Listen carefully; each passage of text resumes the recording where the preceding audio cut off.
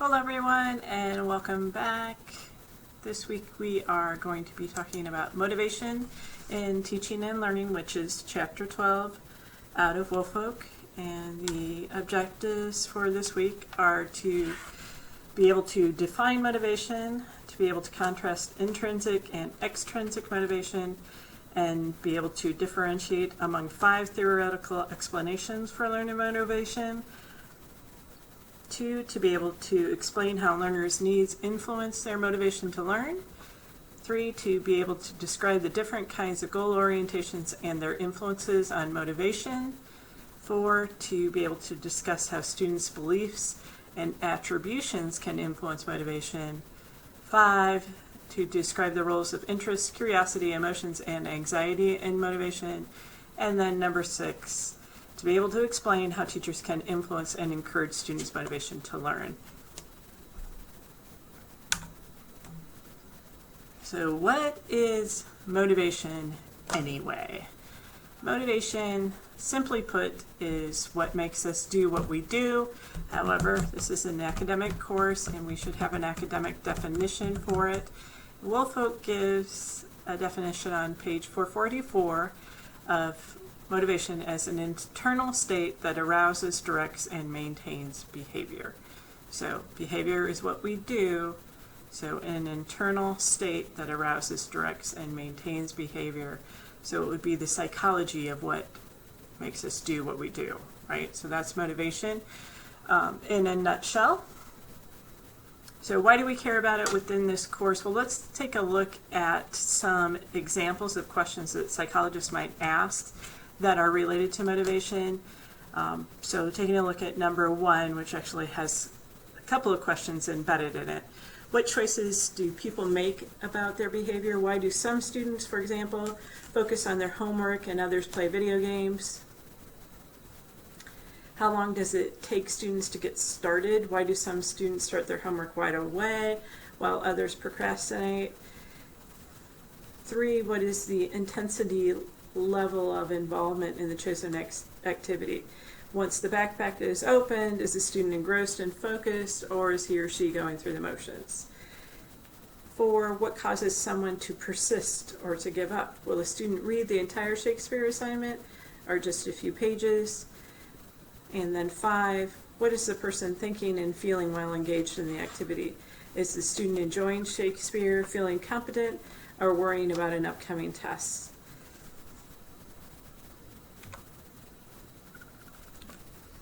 There are 3 types of motivation that we need to be concerned with within this course. 1 is amotivation, which is the lack of any intent to act and disengagement. So amotivation, not motivated. And these next 2 are really the ones that we're most concerned with within the course, although I spend just another moment on amotivation as soon as I go through intrinsic and extrinsic. So intrinsic is motivation from within. This is where we seek out and conquer challenges as we pursue personal interests and exercise our capabilities. So it's behavior that comes, it is motivation that it's coming from the inside. There's something that we want to do because we enjoy doing it. And then extrinsic is when we act to earn, avoid, gain social recognition, or some other reason beyond the task. So we do it because we get some other kind of reward. So I have a nice little chart over here on the left that is derived from Ryan and Deci, which is, they have written a few articles on motivation, and they're probably the most widely cited source on motivation, but let's walk a little bit through this chart. So we can think about motivation as being on a continuum, with amotivation having that complete lack of it, moving towards intrinsic motivation, which is really what we want for students. We want them to enjoy learning for the joy of learning it, it being whatever topic we're teaching. So the types of motivation are amotivation, extrinsic motivation, and intrinsic motivation. With amotivation, the source of motivation is that the behavior will not be present because there's no point in trying or it's impossible to succeed, right? We just don't want to do it. Nothing in it for us. With extrinsic motivation, the behavior will be present for external reasons. We might want to avoid negative consequences, like getting in trouble or getting grounded, or gaining positive benefits. So some parents reward students who get A's with, it's not just the AA anymore, which is also extrinsic, but then they might get some additional extrinsic reward like cash, right? So some parents will pay their students $5 for every A or something like that. Another form of extrinsic motivation would be because it's important or of value, but that it is somewhere outside of us. And then the last one on the continuum, the extrinsic motivation, the source of motivation, is the behavior is for internal reasons, such as interest, for pleasure, enjoyment, or satisfaction. So that's what we really want. We want our students to enjoy the topics that we're teaching. So I want you to feel so good about Ed Psych that you just enjoy logging in because it's cool and it's interesting. It's something that I want to know about. So let's go back to our chart, and we're going to start again with A motivation. So A motivation being the dark side, right? This is what we don't want. We don't want students to not be motivated. So, but here are some examples of A motivation. This one I could almost say as part of my own life. I will not join the gym because I don't have time to exercise. Or I will not join the gym because I don't want to exercise. I just don't, it's not motivated. I'm not motivated to do it. I just don't want to. With extrinsic motivation, you might hear a statement like, I will join the gym because I want to be fit. So there's something outside. We want that social recognition of being fit. Or I will join the gym because I value health and wellness. So again, outside of ourselves, as opposed to extrinsic motivation, which would be some statements such as, I joined the gym because I love the group fitness classes. Right? So I used to enjoy doing aerobics. I joined the gym because I love doing aerobics. I joined the gym because I love yoga. Or you might hear a statement such as, I enjoy going to the gym because I like the environment and the equipment they have. So I feel good about it. I want to do it. So, that being said, intrinsic generally implies some type of enjoyment, whereas extrinsic doesn't. And just a note along those lines, we want to think about internal or external motivation as being a part of the locus of causality. And I believe we will deal with that more in a few minutes. So there are 5 theory-based approaches to motivation. So these are part of the outcomes for this week. So this is something that you should have a knowledge of. You should have some kind of ability to recall this information, to pull it out from long-term memory. So with a behavioral approach, so remember behavioralists would be someone like Skinner. We dealt with classical and operant conditioning. That was part of learning about behavioral theory. So the behavioral approach would be, we provide rewards and incentives. So we're working on some kind of extrinsic motivation with that kind of approach. The humanistic approach would be, we want to tap into inner resources such as competence, self-esteem, autonomy, and our self-actualization, which is being the best us there is. And so with the humanistic approach, we're actually trying to tap into intrinsic motivation, so something within. With the cognitive approach, we are also working on an intrinsic level. So it's an emphasis on intrinsic motivation to solve personally relevant problems. So that's the cognitive approach. Again, it's a thinking approach, whereas the humanistic approach would be, we're like thinking about human beings in general and how to make people feel good about what they're doing. whereas the cognitive approach is simply dealing with relevant problems, and it's that addition of the problem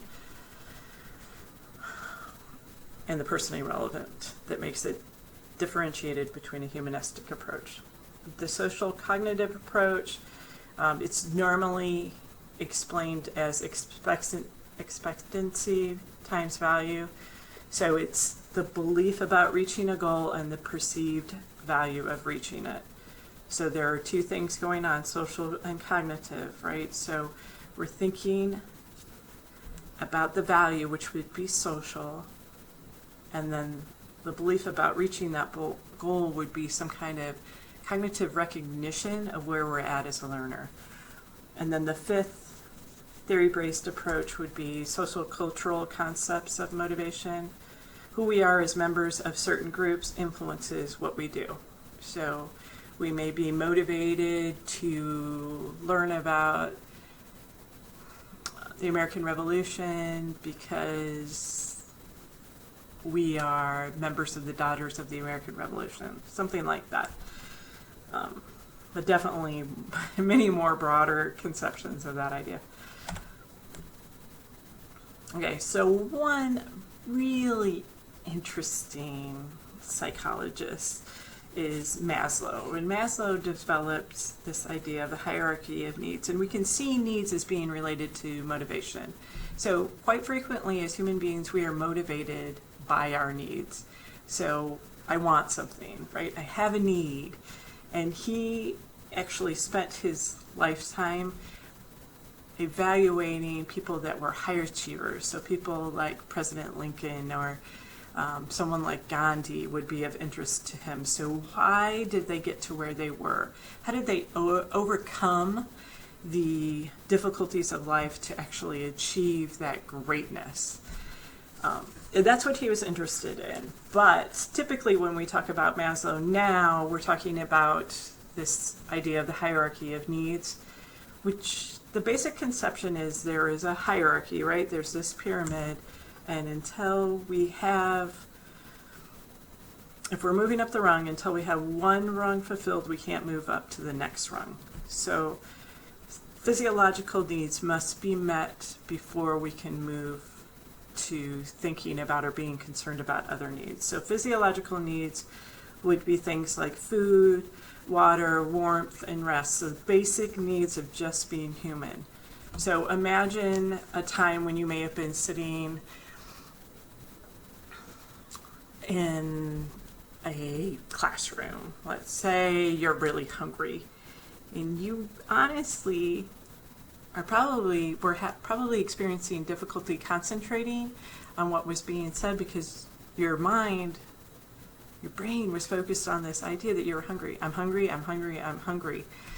But we can also think about it not just in terms of specific instances, but times in our lives where we might generally have a lack of food or a lack of water, and getting those resources is an extreme motivator, right? This is something that we have to have. Next rung up is safety needs. These are things like security and safety. And safety needs can be thought of in terms of both the physical and the psychological. So if we feel insecure in our home environment for whatever reason, then that's where our focus is going to be. That's where we're driven by that need rather than other needs. The next rung above that is belongingness and love needs. And these are our needs to have and be and receive love and friendship. So being a part of a group, being a part of society, being loved and belonging to other people. And then the next rung is esteem needs, and this is prestige and feeling of accomplishment. So as we move up, as we've secured these other things, then we have this need. If all of these things have been fulfilled, we have good friends, we have good shelter, we don't feel endangered in any way, we have adequate food and water, then we can start thinking about, what am I going to do with my life? What can I attain? Where can I go from where I'm at? And that's the idea, again, of esteem needs. And then lastly, we have this final rung of self-actualization, which is achieving one's full potential, including creative activities.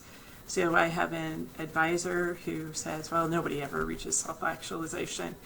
But you might hear examples of someone being self-actualized, someone such as Gandhi, Mother Teresa, possibly Martin Luther King. So achieving one's full potential, including creative activities. So really being the best person that you can be, being the person that you are. So if your name is Jamie, you're the best Jamie that you can be. And I do have, so I have this, I've been focused on the colored hierarchy of needs. However, if you look over to the side, I do have a black and white one, which goes into more detail and in fact adds a couple of additional rungs. And I just wanted to add that to give you a little bit more detail as to what you could include in the hierarchy of needs. But the basic conception of this is pretty simple, and I think it's very intuitive. Certainly thinking about things like that exam, or when you're really tired, how difficult it is to study, even though you may want to or need to. And so these kinds of things happen. So we can have actual instances where we can think of the hierarchy of needs in specific examples, but then we also have a whole realm of life where a lack of something can prohibit us from belonging and love needs. If you want to think back a few chapters to Erikson, we can think about this idea that if we didn't develop trust, then we wouldn't be able to develop this belongingness and love. So although we have two different theorists, there are two different pools of psychology, there is always some overlaps within these different theories.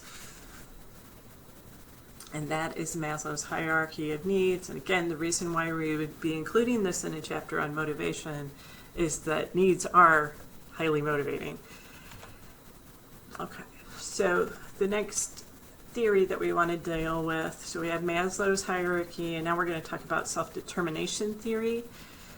So self-determination is the need to feel competent and capable and exert control as well as to belong. And there are three components to self-determination theory. One is the need for competence, so the need to master the concepts at hand. So we do have within us an inherent desire to be good at things. We also have a need for autonomy, so the need to have power over what we do. And you can think about this in terms of children or just yourself. So I react very negatively to being told what to do by anybody. And I can ascribe that to growing up with being the youngest of 10, and I had so many people telling me what I should be doing all the time. I had all these extra sets of parents. So we have needs for autonomy, and we can have this to varying degrees, but everybody has some need for autonomy, power over what we do, power over ourselves. And then the last aspect of self-determination theory is the need for relatedness, which is a sense of belonging. So these three factors, the need for competence, the need for autonomy, and the need for relatedness, contribute to self-determination theory. They are the core, the essence of it. All right, so let's talk a little bit about goal orientations. Goal orientations are patterns of belief about goals related to school. So they include the reasons why we pursue things and standards of evaluation. And there are four main goal orientations. They are mastery, performance, work avoidance, and social. So mastery orientation, performance orientation, work avoidance, and social orientation.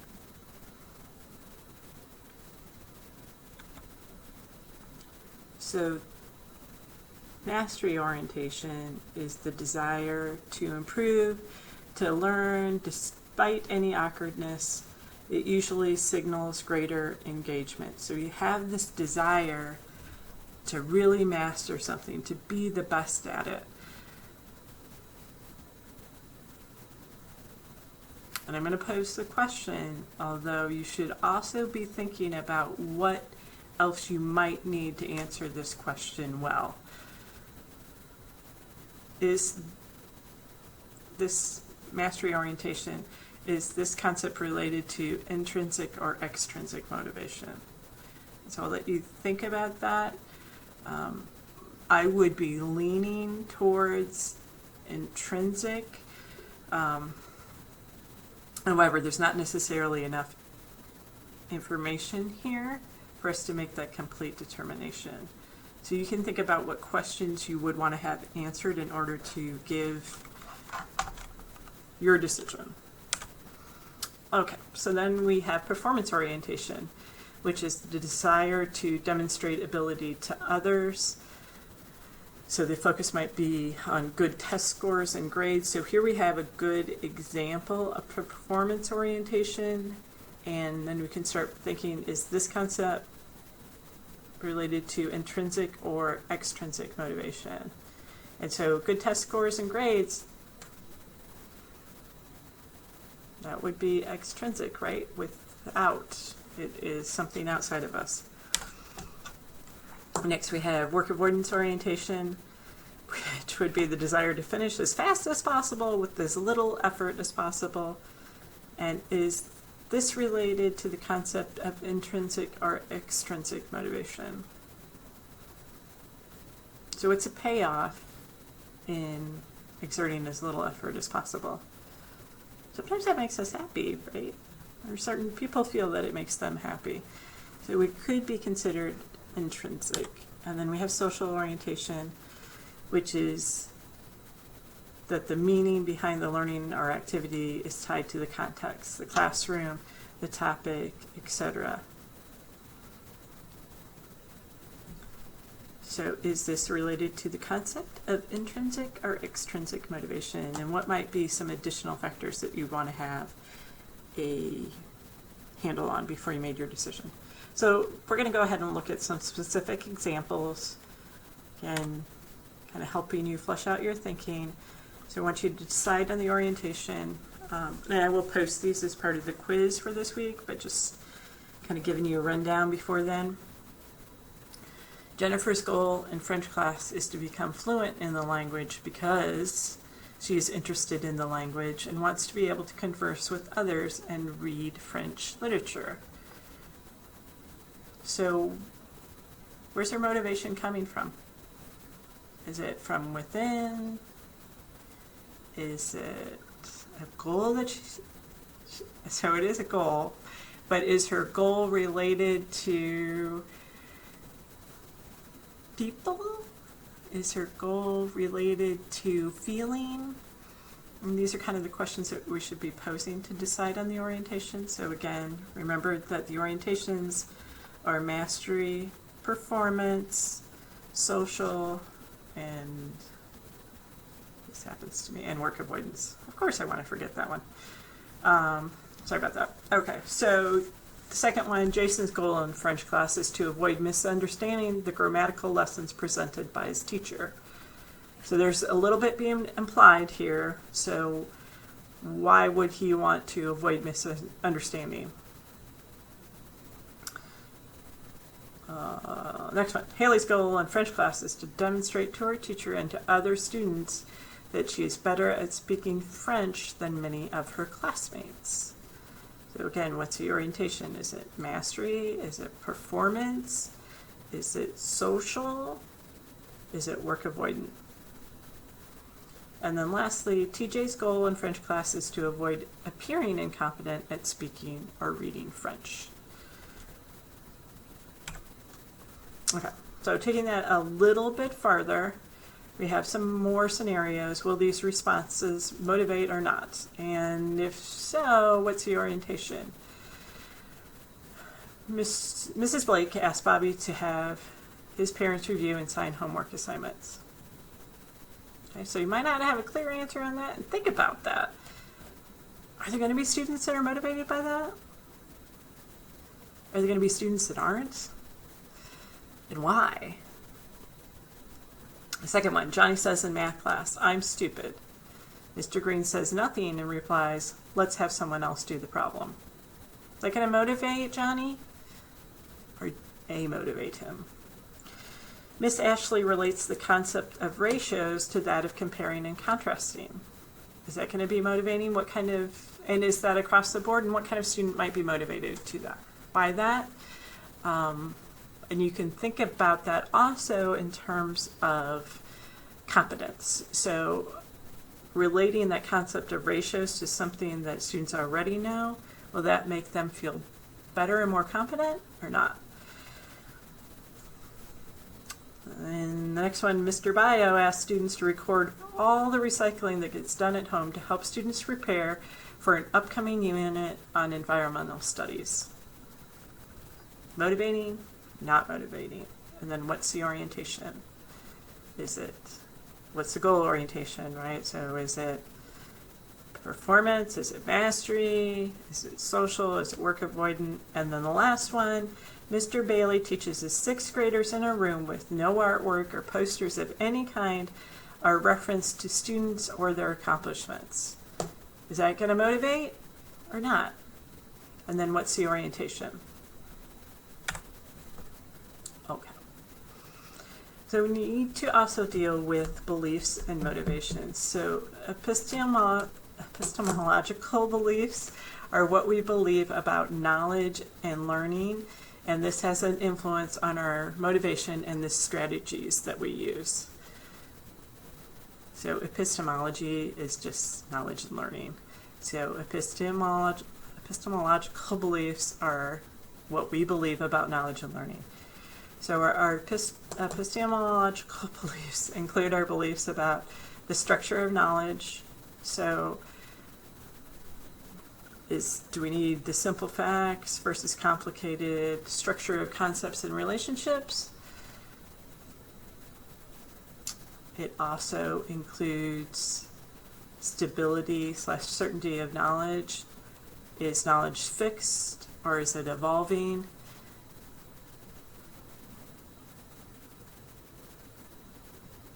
Beliefs about learning also include the ability to learn. And I put my ability fixed. Do I have an innate ability to do something versus learned behavior? Can we learn behaviors and concepts? So are you just born smart? Not. Do I have this ability to do this? Some students start developing poor self-efficacy towards certain subjects. Like I've talked about my own fears with math, things like that. Although I know that I can do it, it just takes me more motivation and a lot of external motivation sometimes. Then we have speed of learning. How quickly can knowledge be gained versus is it slow or is it quick is really the idea. And then the nature of learning. Is the nature of learning memorization of authoritative facts or is it an integrated understanding? So what we think about learning, what we know about ourselves or think about ourselves and other people has an influence on motivation. So hopefully that's making some sense to you as we think about ourselves and what we believe about knowledge and learning and how that might play a role in what gets us to do what we do. Okay. All right, so this is a big slider. I'm going to say big, but I really mean important. And so we want to deal also with attribution and motivation. So attribution are explanations, justifications, and excuses that explain outcomes such as grades and performances, etc. Attributions are typically characterized by three things. Locus, which is the location of the cause, whether it's external or internal. So an example of this is attributing hitting a grand slam to your sports ability or practice. So you're attributing hitting a grand slam to just innate ability in sports or to your practice, and that is internal. If you attribute hitting a grand slam to the time and hard work of your coach, it is external. So it is without, right? It is external to you. Then we have stability. So whether the cause is the same across time and context. For example, talent is stable, so that's a fixed thing. But effort can change. Always have a little bit of trouble with this idea of talent and ability, but it's a viewpoint, it's a perspective thing. Then we have controllability, whether the cause can be controlled. For example, finding a great mentor is controllable, but our degree of extroversion is not. So we have no real control over we're extroverted or introverted. We can work on it. But if we want to think about it in terms of controllability, definitely easier to control whether or not we find a great mentor than our own ability or desire to interact with other people. So the next slide that we're going to look at is just some common patterns that we have identified about attribution and motivation. So some common patterns are people tend to attribute success to internal causes and failure to external causes. This is a part of, I don't know if you've ever heard this term, fundamental attribution theory. No. Fundamental attribution error. And so it's just ascribing any failure to some external cause rather than actually thinking what we might have done differently. So another common pattern is when student attributions for failures are stable and uncontrollable, students are unlikely to change their behaviors in ways that might lead to future success. So whether it's true or not, if students attribute failure to being living in poverty, they're unlikely to change their behavior. Right? So I can't get anywhere because I'm poor. Be an example of that. But that's all I wanted to talk about there.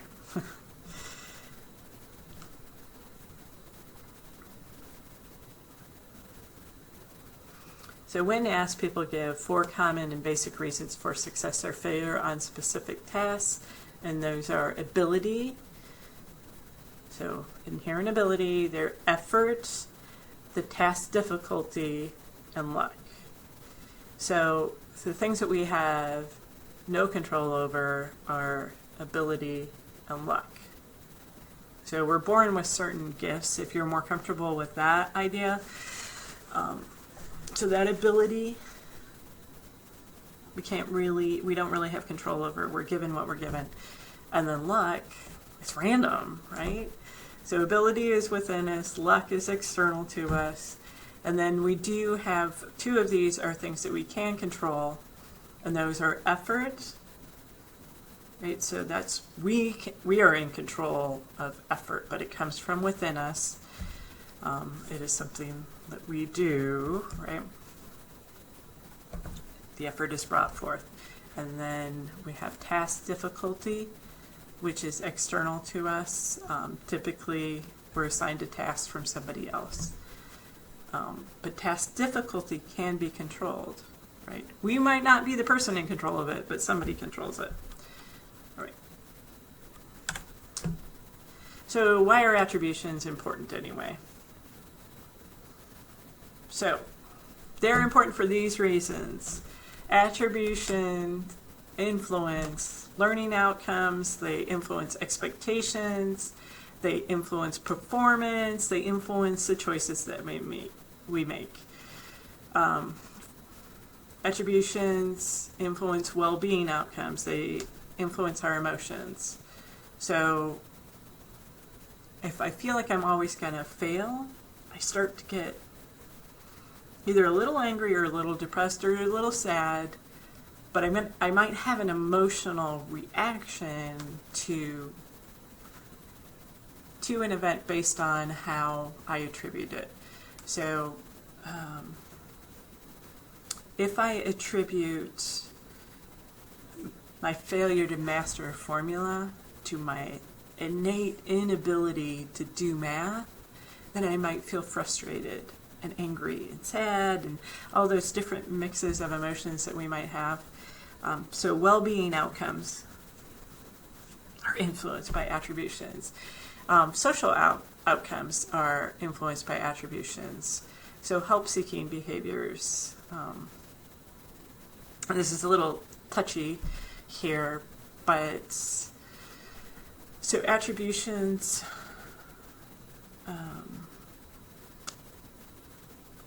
where I feel, let's just say that I think an instructor is the reason why I don't do well, that I may not choose to seek out their help. Or if I'm just going to leave it at that. I'm trying to think of another one where you would actually be dealing with peers, but nothing's coming, so we're just going to move on. All right, so next, just a small aside. I feel always just very tenuous about dealing with male and female gender differences, even though they exist. But this is just an interesting aside. Males tend to attribute successes to ability and failures to lack of effort, as opposed to females who attribute successes to effort and failure to lack of ability. So think about that. Might be some aspect of socialization going on there. All right. So, last thing we're dealing with within this chapter are strategies to improve motivation. So we're actually thinking about students here. So one strategy is to help students understand the value of the task or learning of a particular skill. So we can think about things, so what is the value, right? The attainment value, why learning a particular content or skill is important. So students want to know why. When I was doing my teacher certification program, that was the very first thing that we needed to answer when we started developing our lesson plan. What will we say, or what would we want to tell a student about why they want to learn something? And I think it's a really important question to answer. When it goes unanswered, it really does influence student motivation. I can think about this 100 examples in my own life where somebody had just explained to me why I needed to know this thing, I might have put forth more effort. So we can also add interest value. We can make learning fun. So how do we do that? We can have a variety of activities. We can be engaging ourselves. We can display our enthusiasm for a topic, and that can be very catching. We can provide utility value. We can explain connections between classroom learning and the real world. So to me, this kind of harkens back to this idea of why. But definitely anytime we can make connections between things, not only will it help somebody remember, but it also, oh, I want to know about this because then I can use it the next time I babysit. That kind of thing. All right. Moving on, some other strategies to improve motivation. We can use variety and familiarity to capitalize on student interest. We can help students set learning goals. So one of the things that can happen with setting learning goals is if we set small little goals and they reach that, it builds a feeling of self-efficacy. I can do this. Little by little, I gain confidence in myself. We can emphasize self-comparison, not social comparison. And this is something that every person in this world needs to be able to do. So it's not about comparing yourself to Jimmy or Johnny and what they do and what they got an A and you didn't get an A. It's about where you are and where you're going. It's about where you've been and where you've gotten to. And that's where our focus needs to be. That's what makes us feel good about ourselves. And so we can think about that in terms of some of the material from the last chapter. Ideas related to self-efficacy, self-concept, and self-worth. So just thinking about me, what have I done? Where was I and where am I now?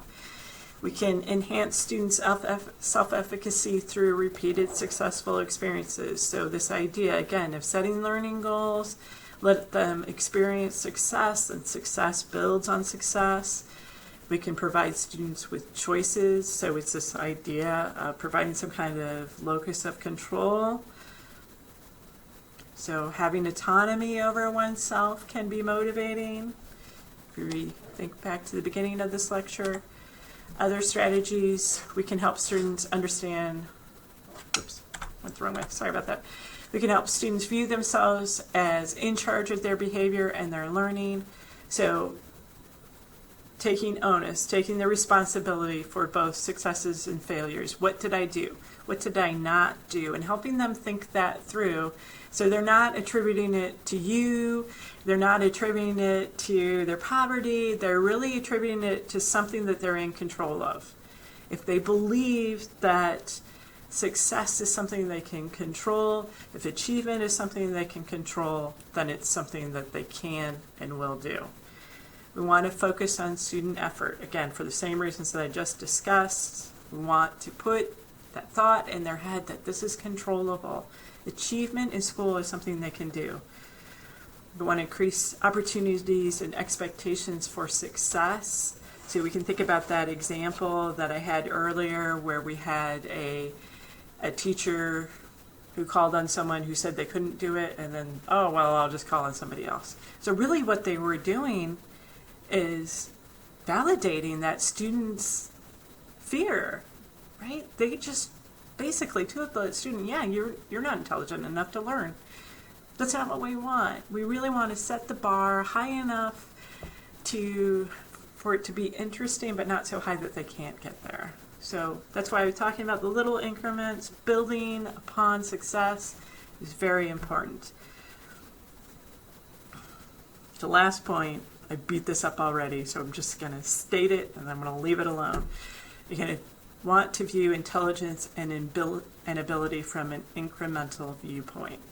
So providing instances where, okay, I built on this, I'm building on that, and I got this and I got that, and in all those little bits of success build on each other, and that's what we want. We want to build on success. All right, that concludes my lecture on motivation, my big overview. Thank you so much for your time. I will see you all on the discussion boards.